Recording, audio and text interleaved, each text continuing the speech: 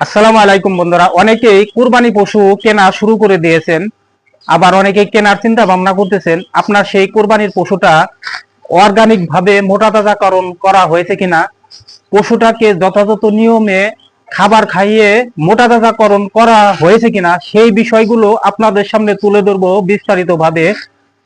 মানে আপনারা একটা পশু দেখে কিভাবে বুঝবেন যে এই পশুটা আপনার 100% ন্যাচারাল খাবার খাইয়ে এবং সুষম দানাদার খাবার খাইয়ে, গরুর প্রকৃত যে খাবারগুলো সেইগুলো খাইয়ে মোটা তাজাকরণ করা হয়েছে কিনা, নাকি এই পশুগুলাকে হরমোনাল ইনজেকশন, ব্রয়লারের ফিড এবং অন্যান্য যে খাবার আছে যেগুলো গরুর খাদ্য না, সেইগুলো খাইয়ে দ্রুত গতিতে মোটা তাজাকরণ করা হয়েছে কিনা, সেই বিষয়গুলো আজকে কিন্তু তুলে ধরবো। সম্পূর্ণ ভিডিওটি দেখার অনুরোধ রইল।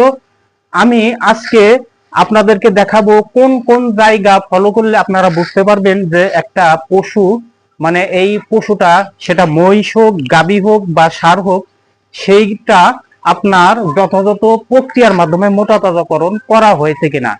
অসাধু উপায়ে যে সকল পশু মোটা তাজাকরণ করা হয় সেগুলোও কিন্তু ধীরে ধীরে আপনাদেরকে এই ভিডিওর মাধ্যমে দেখাবো। সুতরাং সম্পূর্ণ ভিডিওটি দেখার অনুরোধ রইল। এখন আমি আপনাদেরকে নিয়ে যাব খুব ছোট্ট একটা খামারে, যেখানে খুব যত্ন সহকারে প্রাকৃতিক খাবার খাইয়ে মোটা তাজাকরণ করা হচ্ছে। সেই গরুগুলো আসলে দেখতে কেমন, চলুন আগে সেই ভিডিওটা দেখি। বন্ধুরা, চলে আসলাম সেই ছোট্ট একটি খামারে, যেখানে 3টা দেশি জাতের ক্রস ষাঁড় পালন করা হচ্ছে। সেই ষাঁড়গুলো দেখতেই পাচ্ছেন এগুলো কতটা হৃষ্টপুষ্ট ভাবে গড়ে উঠছে। আর এগুলোকে কিন্তু এই পাশে যে কাঁচা ঘাস দেখতে পাচ্ছেন, এই ঘাসগুলোই কিন্তু এই গরুগুলাকে খাওয়ানো হয়। পাশাপাশি আপনাদেরকে দেখাই তারা আর কি খাওয়ায়: গমের ভুসি, কলাইয়ের ভুসি, আর কিছুটা সাপ্লিমেন্ট জিঙ্ক, যেগুলো গরুর জন্য উপকারী, সেগুলোই কিন্তু এখানে খাওয়ানো হচ্ছে। এখানে কিন্তু কোনো রান্না করা খাবার বা কোনো ব্রয়লারের ফিড বা কোনো প্রকারের ফিড জাতীয় যেগুলা গরুকে খাওয়ানো হয় সেগুলোও কিন্তু খাওয়ানো হয় না। সেই গরুগুলা দেখতে কতটা সুন্দর দেখায় আপনারা হয়তো দেখতেই পারতেছেন। ঠিক এইরকমই হবে যেগুলো প্রাকৃতিক ভাবে গরুগুলো লালন পালন করা হয়, সেই গরুগুলা ঠিক এইরকম হবে। আমি আপনাদের তারপরও কিছু বৈশিষ্ট্য কিন্তু দেখাবো। আপনারাও অনেক বড় বড় খামারে যাবেন গরু কিনতে, সেখানে এর থেকেও অনেক হৃষ্টপুষ্ট মোটা তাজা গরু দেখতে পারবেন। কিন্তু সেগুলাও যদি প্রাকৃতিক উপায়ে মোটা তাজা করা হয় তাহলে অবশ্যই এই সাইনগুলো অবশ্যই থাকবে। প্রথমেই দেখাই এর বডিটার যে পাঁজরের হাড়গুলো দেখা যাচ্ছে। এই গরুটা যতই মোটা হোক, যতই স্বাস্থ্যবান হোক, যদি এইটাকে প্রাকৃতিক উপায়ে খাবার খাওয়ানো হয়, সেই গরুটার কিন্তু এই যে পাঁজরের হাড়গুলো দেখতে পাচ্ছেন, এই হাড়গুলো কিন্তু স্পষ্ট দেখা যাবে। আমি পাশাপাশি আর একটা ভিডিও আপনাদেরকে দেখাই, যে ভিডিওটিতে দেখা যাচ্ছে একটা মোটা তাজা হৃষ্টপুষ্ট একটা গরু, তার কিন্তু পাঁজরের হাড় দেখা যাচ্ছে, সে কিন্তু বিশাল সাইজের, ম্যাসিভ সাইজের একটা ষাঁড়। আর একটা বিষয় খেয়াল রাখবেন, সেটা হচ্ছে শোল্ডারের মাংস দেখেন। একজন পেশিবহুল মানুষ যেরকম হয়, একটা হৃষ্টপুষ্ট মোটা তাজা করা, প্রাকৃতিক উপায়ে মোটা তাজা করা গরুর কিন্তু শোল্ডারটা ঠিক ওই রকম হবে। আর এর যে পাঁজরের হাড়, যতই মোটা হোক, এই পাঁজরের হাড়গুলো কিন্তু অবশ্যই দেখা যাবে সেই গরুটা যদি ঘাস এবং সুষম দানাদার খাবার খাইয়ে মোটা তাজাকরণ করা হয়। আর তার শরীরের চামড়াটা একদম সফট, নরম থাকবে। আর যেটাকে ব্রয়লারের ফিড অথবা হরমোন ইনজেকশন দিয়ে মোটা তাজাকরণ হয়, সেটার শরীর কিন্তু খসখসা থাকবে, শক্ত থাকবে। আর একটা বিষয় খেয়াল করা খুবই জরুরি, সেটা হচ্ছে লেজের দিকটা।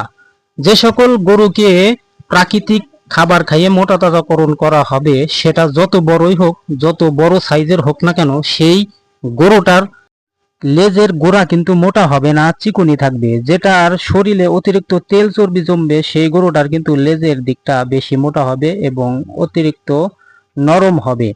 এই গরুটার কিন্তু একদম ঠিক আছে, ঠিকঠাক সবকিছুই ঠিক আছে। আমি আর একটা ভিডিও আপনাদেরকে দেখাই, হয়তো বড় সাইজের গরু না দেখালে আপনারা ভাববেন যে শুধু ছোট গরুরই দেখাচ্ছি। দেখেন বড় সাইজের এই গরুটার লেজটা দেখুন, লেজটা একদমই চিকুন, গরুটা কতটা হৃষ্টপুষ্ট। আর অপর দিকে এই গরুটাকে দেখুন, যে গরুটাকে আমি দেখাচ্ছি তার লেজের দিকটা কতটা মোটা, কারণ এই গরুটাকে অতিরিক্ত হাই প্রোটিন জাতীয় খাবার খাওয়ানো হয়েছে, যার কারণে এর দেহটাও দেখুন, এর দেহটা নিয়ে সে কিন্তু নড়তে পারতেছে না। এ কিন্তু উচ্চ মাত্রায় তার শরীরে চর্বি জমে গেছে, পানি জমে গেছে, এর কারণে তার লেজের যে দিকটা দেখতে পাচ্ছেন এটা কিন্তু মোটা, এরকম মোটা সাইজের লেজ দেখলে বুঝবেন যে গরুটা অত্যাধিক পরিমাণে হাই প্রোটিন জাতীয় খাবার খাইয়ে তাকে মোটা তাজা করা হয়েছে। এই মুহূর্তে দেখাবো সবচেয়ে একদম আকর্ষণীয় বিষয়, যেটা দ্বারা একদমই সহজ পদ্ধতিতে আপনি বুঝতে পারবেন গরুটি প্রাকৃতিকভাবে মোটা তাজাকরণ করা হয়েছে কিনা। দেখুন আমি টিপে ধরেছি, আর টিপে ধরার পরে ছেড়ে দিয়েছি, সাথে সাথে কিন্তু উঠে এসেছে।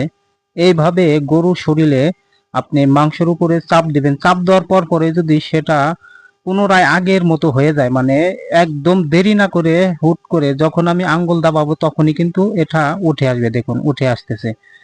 এটা একদমই প্রাকৃতিক ভাবে মোটা তাজা করা গরু, এর কারণে কিন্তু এরকম হচ্ছে। আর যেটা প্রাকৃতিক ভাবে মোটা তাজা করা হয় নাই, সেই গরুটা এইভাবে চাপ দিলে কিন্তু সেটা উঠে আসতে দেরি করবে, মানে মাংসটা আবার রিকভার করতে দেরি করবে। সেটাই বুঝবেন যে অতিরিক্ত দানাদার খাবার খাইয়ে মোটা তাজা করা হয়েছে। পক্ষান্তরে একটা গরুর পেটের দিকটা যদি বেশি ঝুলন্ত থাকে, আমি আগের কয়েকটা ভিডিওতে দেখেছি, আবারও দেখাচ্ছি, পেটের দিকটা যত ঝুলা থাকবে ততই মনে করবেন এটা তেল চর্বি বেশি জমে গেছে। এই গরুটার মাংস কম হবে, তেল চর্বি বেশি হবে। আর এইরকম স্লিম ফিগারের যে গরুগুলা আছে, এই গরুগুলা কিন্তু মাংস বেশি হবে, তেলটা কম হবে, তেল চর্বিটা কম হবে। আর এইভাবে চাপ দিয়ে দেখতে দেখা যাবে গরুটি মোটা তাজা করা হয়েছে কিভাবে। পক্ষান্তরে যে বিষয়গুলো আমি দেখালাম, তিনটা বিষয় আপনারা ফলো করবেন। গরুর সাইজটা দেখেই বুঝে যাবেন, তারপরেও না বুঝলে গরুর মাংস চাপ দিয়ে দেখবেন, লেজের দিকটা দেখবেন, শোল্ডার দেখবেন, পেটের দিকটা দেখবেন। আর গরুর নড়াচড়া দেখলেই কিন্তু অনেকটা বোঝা যায় সে কতটা প্রাকৃতিক ভাবে গড়ে ওঠা। কারণ একটা প্রাকৃতিক ভাবে গড়ে ওঠা গরু সে রোদ্রের ভিতরে গেলে সহজে হাঁপাবে না। যদিও ঘরে পালন করা গরু বেশিক্ষণ রোদ্রে থাকতে পারবে না, তারপরেও সে কিন্তু রোদ্রের ভিতরে অনেকক্ষণ সার্ভাইভ করতে পারবে। আপনারা হাটের ভিতরে যখন যাবেন তখন বুঝতে পারবেন।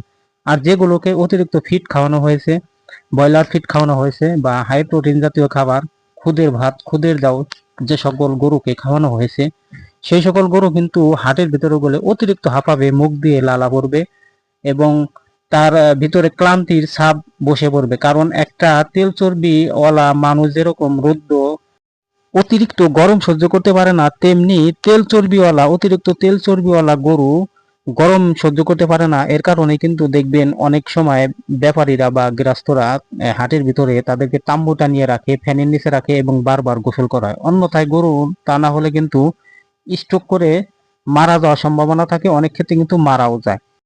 এই মহিলার গরুটির দিকে একটু লক্ষ্য করুন, তার গরু বিশাল সাইজের হলেও তার লেজের দিকটা কতটা চিকন। একটু তেল চর্বি জমেছে ঘরে লালন পালন করার কারণে, তারপরেও এর গরুটা কিন্তু ন্যাচারাল ভাবে মোটা তাজাকরণ করা হয়েছে। এই সকল গরু পেলে অবশ্যই কিনে নেবেন। আর ভিডিওর বিষয়বস্তু যদি আপনাদের ভালো লেগে থাকে তবে অবশ্যই একটা লাইক দিবেন, চ্যানেলটি সাবস্ক্রাইব করে পাশে থাকবেন। আসসালামু আলাইকুম।